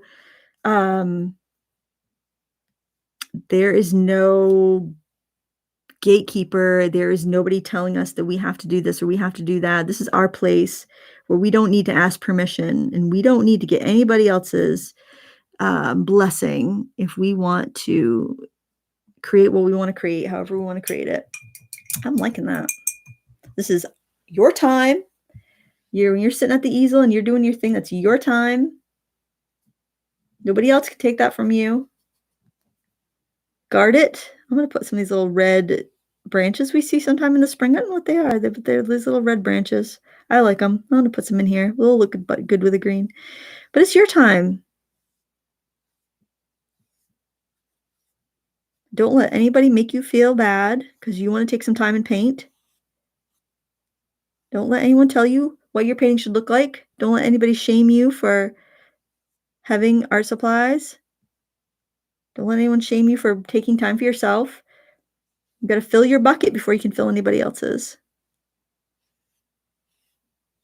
I love that red next to that teal, and I love this red next to the green, and that is the quinacridone rose plus gamboge, because quinacridone rose on itself is a very bright pink, and actually that bright pink magenta color, that is your primary color. You can shift that to purple, you can shift it to orange. It's a really useful color. All right, I will say the more transparent your color is, the more useful it will be as far as like being a better mixer, because you're mixing, you know, the more opaque a color gets, the more likely it's going to turn to mud in a mix.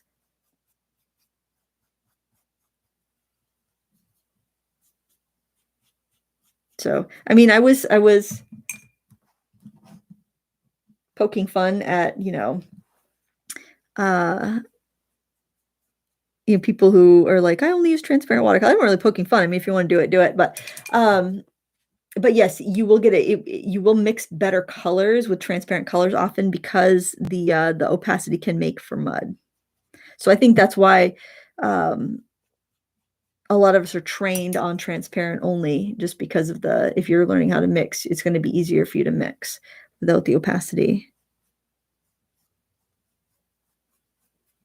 I want to pull up a little bit more foliage in front of the tree. And I also want to kind of nestle those red branches in. So I'm kind of smearing the green over.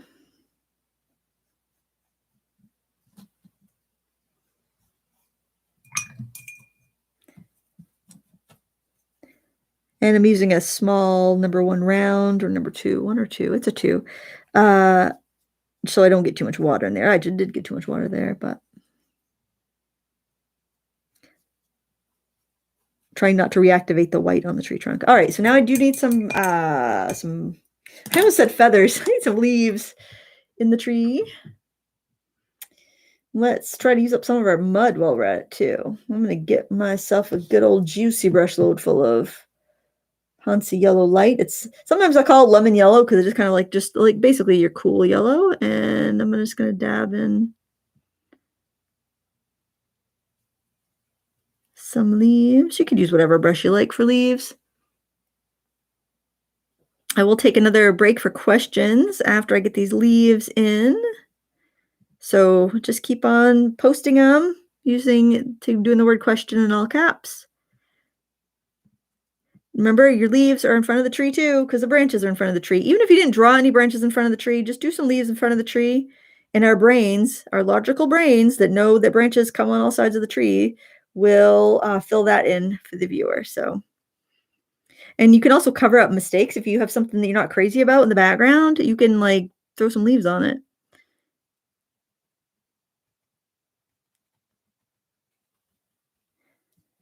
And with our birch trees, we'll get like those green to yellow, a lot of spring green to which is a kind of a yellowy green, to more about a sap green. They're usually not too dark, not this time of year anyway. If you need to opacify, I would recommend opacifying the yellow with a little bit of white. In fact, I could probably just go right in with this that I mixed for the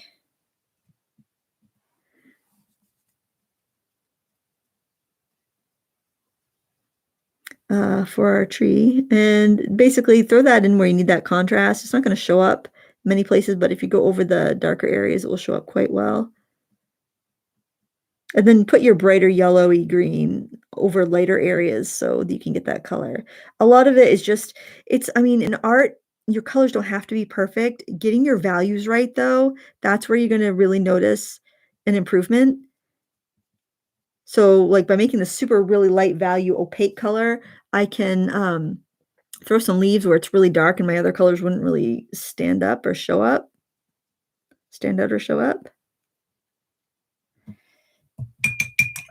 Oh, I just love this tangle of branches. I think it's quite fun. Now I'm going to take some of the lemon, mix it in with this green so I get a nice, bright, springy green. Actually, I kind of want to,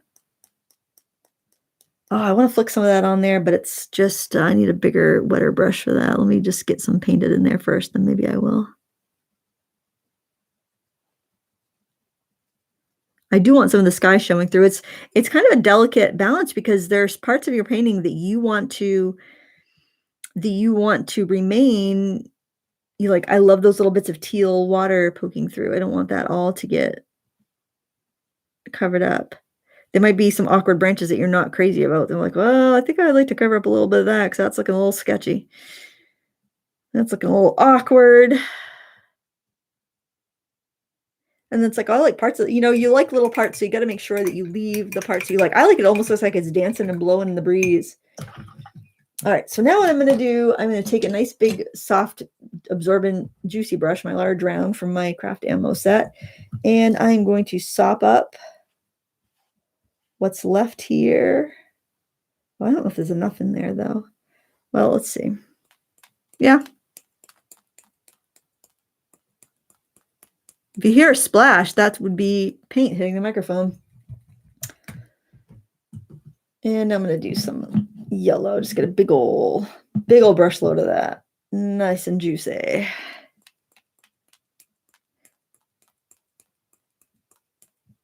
All right, we'll let that, I'm going to get some over the, because I want some contrast. I'm going to splash some down here too. Okay, we'll let this dry while we are answering questions. I'll actually hit it with the dryer as well so it can get dry and you can see how it turned out. Okay, I'll post photos on Instagram too. Let's see. Susan Sacco says balancing act. It absolutely is a balancing act. MJP27 says, hey, Embrace Opacity is another small Da Vinci palette from Denise Soden, so look there for another plein air experience. Great advice. Denise Soden is wonderful. She has a channel on YouTube if you've never seen her before. It used to be called In Liquid Color. I don't know if it is anymore. It maybe just be called her name, but she's a wonderful resource. She also does a lot of videos where she'll swatch out an entire line of paint. So if you're curious about a line of paint before you buy, you can check that out. And she's a very calming voice.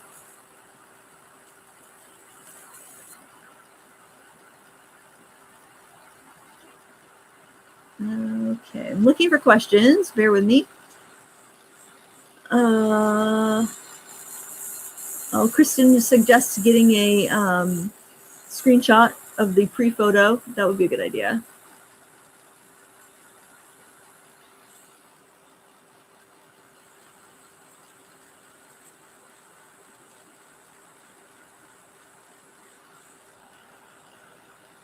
Gina says, I think that rule is for the society people in the galleries. I mean, yeah, there are certain, and that would be the white watercolor rule. Like there's certain competitions, watercolor competitions, where you have to be transparent watercolor. You can't add any other media to it whatsoever. No colored pencil, no pen. But those rules are stated in competitions. You just want to look that over before you enter one. But yeah, that's and colored pencils the same way. There's different criteria for colored pencil competitions as well as watercolor competitions. But yeah, I'm a fun artist, not a fine artist.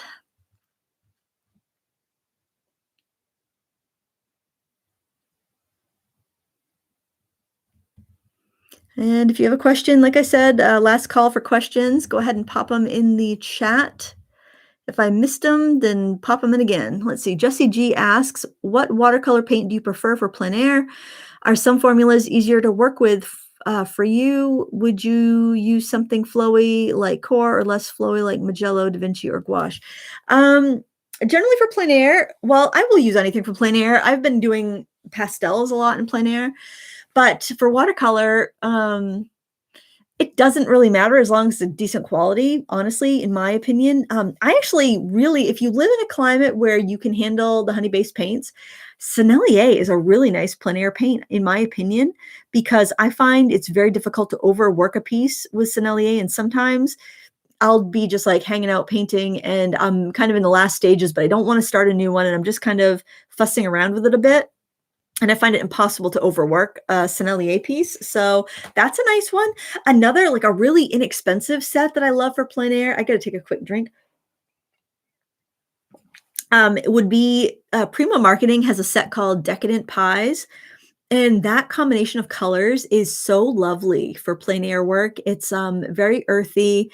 It's actually got 2, like, shimmery colors in it, which are beautiful for sand and water, but it's called Decadent Pies by Prima. You used to be able to get them for under 20 bucks on Amazon. I don't know anymore. I assume they still make that set, but and I'm also assuming the quality is the same that it used to be. I don't know if any of those are true, but, I have an old set called Decadent Pies from Prima Marketing that I absolutely love for both plein air and also if I do life sketching, though it just was really easy to mix skin tones with it as well as landscape. So at least in the main landscape where I tend to paint, that was a really good one.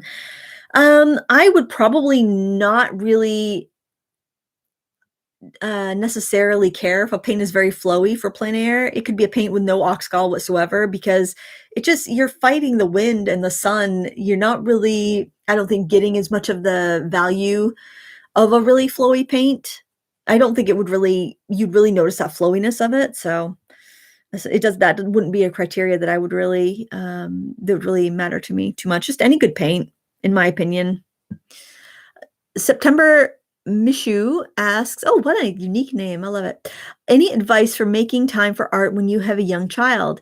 Absolutely. So I had twins when my son was not yet 2 years old, and I would make nap, make him make nap. I would make nap. I would make them nap, and I would do art. I would make art when they napped, and it took a couple times of spending almost all the overlapping nap time, which I'd get about 45 minutes from when I put my twins down for a nap and my son down for a nap. I would get about 45 minutes to paint before somebody would be awake.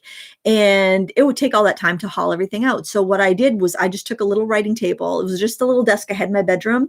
And I put my basic supplies in the top drawer. So as soon as they were down for a nap, I'd open that drawer, grab my palette, put my block of watercolor paper out, and I would start working or whatever project I was doing. Or I would have a project going just on the top of my table, my desk, because I could leave it out. If they woke up and paint was drying, it didn't matter. They didn't come into my bedroom. I could shut the door and it could just stay there. So my advice is have a place where you can leave your work out where the kids can't get to it. If you have just and we have a small house, it was a ranch, so our bedroom was right across the hall from their bedroom. So, I could be working and totally hear them. And it's not like I was being isolated. I wasn't working in the basement or any place where I wouldn't be able to hear them when they got up. So that would be what I would do. Have it someplace close enough that you can keep an eye on them, but also out of reach for their little fingers, because some of our paints obviously are not ones we'd want our kids to get into and eat or color on the walls with, because these beautiful light, fast, permanent paints of ours are not fun to scrub off a wall. So that would be my advice. Have a place to leave it out. And be realistic and give yourself a break. Don't expect to be painting, full sheet watercolor paintings when you've only got a few minutes here and there.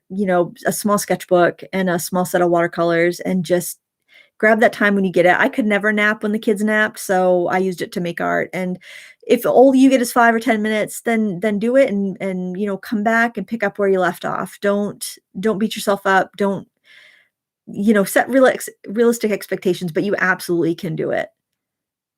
Was it Lindsay? Don't forget before pick. Yeah, I'm going to have to do a screenshot. I will not forget. I will do a screenshot and I'll put it up on my blog.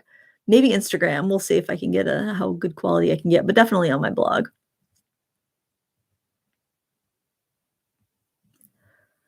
Oh, Heather says HBO Max used to have all or almost all. Not sure if it's still available. And I don't remember what we were talking about. It's probably have to scroll back. The live chat replay should be available afterwards if you want to go back and catch up on any of this conversation. I think I didn't have something checked before, but I made sure I checked the live chat replay to be available. All right. So I've scrolled back to where I saw previous questions are already answered. So let me look at the newer ones.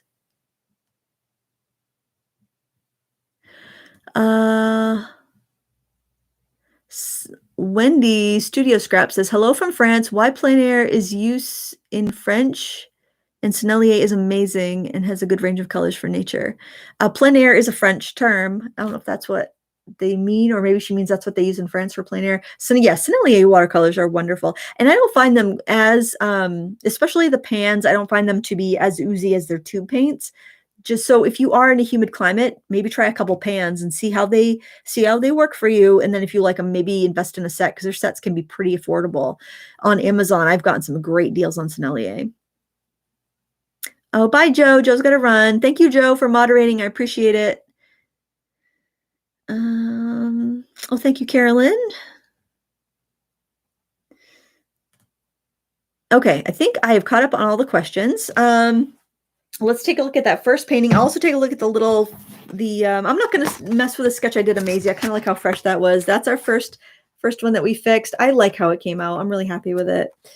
And then obviously the one we just did, and I just hit the microphone. Sorry if you have headphones on.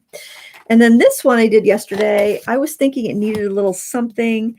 And I'm going to be doing from memory because actually, you know what? I kind of like how fresh it is. I think maybe I need like a little bit of something in the center there. Let's just, you know what? I know I kind of like it the way it is. So I'm going to use a small brush that won't hold a lot of paint. Generally not what you'd be going after with a watercolor, but because I don't want to overdo it, that's what I do in those situations. So some Quin Rose and some Ultramarine. I know I use those colors. Oh, actually, got that mix right about right there. I'm going to add a little bit of detail into the center of that, give a little depth anyway. These petunias. We bought some hanging baskets from Ledgewood Gardens. This one was a beautiful mix. Then we got some of the kind of drapey geraniums for the front.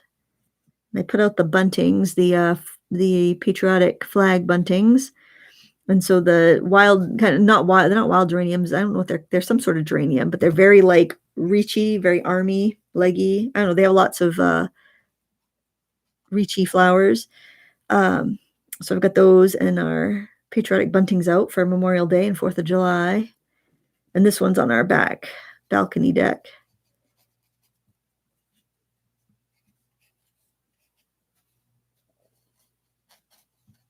Yeah, I don't want to overdo it because I kind of like how fresh this is. I wasn't liking it when I was painting it. That's why you'll notice if you look at the picture on Instagram that the focus is not on the painting. The focus is on the beautiful hanging basket and the dirty palette, and the painting's kind of tucked in behind. That's how you can tell I'm not happy with how something has come out. But I kind of still want to share the day with my friends. And hopefully inspire others to also make some art. And little stabs of yellow. Sometimes that's the fun to do. Do little stabs of color here and there. Like, oh, I have purple. I think I'm going to pop a little yellow in there. Those little stabs or spatters. Like I don't want to spatter. I'm just going to dab. So it's kind of like a spatter. You can add some accent, add a little life and energy, and just kind of perk things up. There's no opacity in this one. I think I'm going to leave it that way. I thought I might go in with a white gel pen, but I really don't think I need to. I love the texture of this Potter's Pink in here. I use Potter's Pink, Ultramarine Blue, a yellow ochre, burnt sienna, and I got a really nice, I don't know, I think it's nice shadow. I still kind of give the impression that it's a white plant pot. But I like it. It's simple and it's fresh, and I like how that came out. And I'm just going to take a look at the sketch I did of Maisie one more time and see if I want to do anything else. No, I think I'm going to leave it. I think I like that. Maybe I'll color that in one day, but right now I think it's fine. It's just a pen. I didn't have a pencil. I should have sketched with a pencil first, but I gave my pencil to Maisie because she didn't have one. And so I'm like, well, I'll just grab my pen. Use what you got is my motto. So yeah, I'm going to leave those as they are. I like how fresh they are. Anyway, I want to thank you all for joining me today. I'll take one last call for questions. I'll scroll back and answer any that are there. And just check out my blog or my Instagram for pictures of the finished artwork and hopefully some of the before artwork. Grab some screen captures. It'll be a day or two before I get that done. Don't go over there right now. I already blog post today. I already did one blog post today, so it'll probably be tomorrow. All right. Last call for questions. Gin Draws asks, do you ever use markers, water, or alcohol while plein air painting? I don't think I have, and probably because I'm much slower with markers, and I feel like I have to have a lot more markers to do the same job as I can do with a small set of watercolors. And also I think that because I plein air in the summer, I'm a fair weather plein air painter. It's very windy usually and dry. And I think I would just dry out, the markers would dry out so fast that I would shorten their life. And I think it would be a frustrating experience. Like, I don't like to plein air with acrylics because it's very frustrating how fast they dry. Question, are you showing the blue granulation? Oh, yes. Thank you so much for reminding me. This is the earlier in the live stream, we compared the Winsor Newton cerulean blue to the M. Graham cerulean blue. It's all dry now, so you can see what. Let me just actually, I think if I bring it up and I put my hands out, the camera will focus a little closer on it. Granulation wise, it almost looks like the Winsor Newton was granulating a little bit better. This paper is not the best. This is just some cheapy scrap that I had in my scrap folder. I have no idea what brand it is. Probably Fabriano Studio 90 pound, which is 25% cotton. But the M. Graham was much more, I wouldn't say red leaning, but it's definitely more, because it's still a cool, like, green leaning blue, but it's definitely redder than the Winsor Newton, or I should say the Winsor Newton is greener than the M. Graham. But granulation, maybe the Winsor Newton granulates a little bit more. I would say it's pretty close though, but there's the comparison right there. I'll leave it here. I'll leave it on screen so you can see it. Oh, thank you guys all for coming. Please hit a thumbs up before you go. I would appreciate that. And I appreciate you all chatting with one another.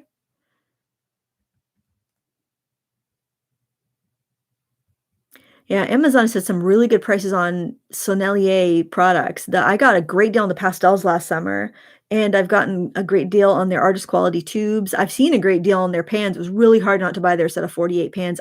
It dropped to 140 like a couple weeks ago. I couldn't believe it. I almost bought it, but I'm like, Lindsay, for goodness sakes, you need to have an intervention. So you're going to show up one day and all your friends are going to be sitting, all the frugalites are going to be sitting in my living room, all 500,000 of you saying, Lindsay, you need help. You've got a problem.